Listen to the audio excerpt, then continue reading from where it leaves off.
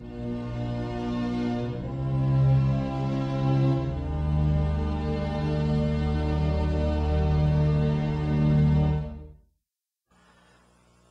go back to the restoration of the Sabbath when Yeshua comes back. I mean, let's find out if this is true. If it's true in the garden, it has to be true for all time. In Isaiah 66:22, it says this, "For as the new heavens and the new earth, which I will make, shall remain before me, says Yahweh, so shall your seed and your name remain."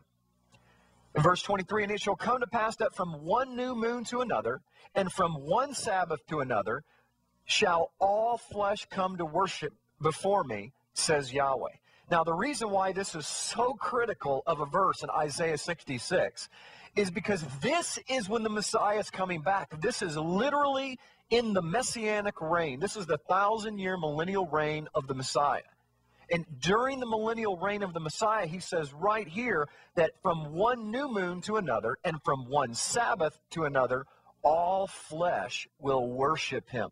So the question is begging, why would he even mention the word Sabbath or Shabbat in Hebrew here if there's no intention of the Sabbath being set apart or being holy? Zechariah 14 verse 16 says this, "And it shall come to pass that everyone that is left on the nations," now setting this up here real quick before we go back to it, is that Yeshua has just landed on the Mount of Olives, split it in two. Okay, so we are literally at the Day of Trumpets, the fall festivals where the Messiah comes back.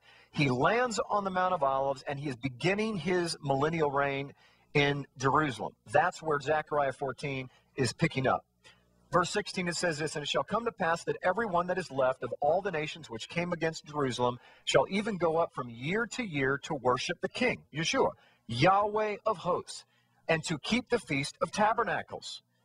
Keeping the Feast of Tabernacles in the millennium as well. "And it shall be that whoso will not come up of all the families of the earth unto Jerusalem to worship the King, Yahweh of hosts, even upon them shall be no rain." So we are seeing not only in Isaiah that we are going to be keeping the Shabbat, which are called the Shabbat or the Sabbath, the seventh-day Sabbath, but right here in the millennium in Zechariah 14, we have a more than a hint, more than a clue. We have a direct command that all of the nations of the world must come up for the Feast of Tabernacles, and they must honor the Lord's Sabbath. And this is the importance of this is because we see this in the garden, and the logic says that he never intended for it to go away to begin with. We see this in the end. We see this in the millennium, which goes on for 1,000 years. The only question of time that we're asking about is right now, in between those two moments of time. And that's what we're going to find out today by searching the Scriptures. Because ultimately, this is what we have. If we believe that the Sabbath is not for today, then we have this strange paradox. Because from 4000 BC to the time of Yeshua, Yahweh cares. God cares. Then from 30 AD to the present day, he doesn't care. And then when Yeshua comes back for the next 1,000 years, he cares again.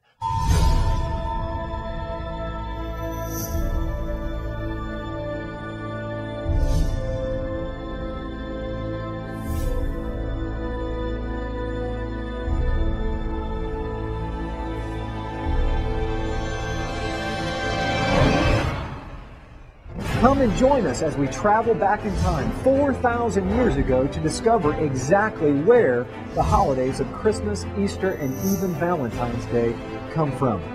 Why do we celebrate the birth of Jesus on December 25th? Whose birthday really is on December 25th? Where did we come up with December 25th? Where did the star on top of the Christmas tree come from? Where did the Christmas tree itself come from? Where did St. Nicholas come from? Are we sure that St. Nicholas even existed? Have you ever wondered where the famous phrase, ho, ho, ho, comes from? It comes from the late 1600s when they used to have plays, and before the devil would come on stage, he would announce himself by saying, ho, ho, ho. Did you know that original Santa's elves weren't little guys that made toys? They were Krampus demons that would punish the children if they weren't good for that year, while St. Nicholas would give them gifts if they were good. Who is the Easter Bunny? Where did we get Easter eggs from? Why do we celebrate Easter on the first Sunday after the vernal equinox? Did you know that Christmas was illegal in the United States until the mid-1800s? Can we celebrate these holidays according to the Bible? This is by far the most popular video on the internet on the history of Christmas and Easter.